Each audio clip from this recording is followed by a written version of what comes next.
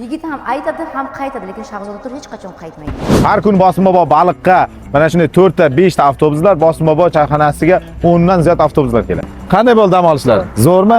Mehmonlar qanday? Yaxshi dam oldimi? Hammani kayfiyati zo'r. Ужин qilmasdan kelishdik, Bosim bobo ужин qilamiz deb. Bugun Bosim bobo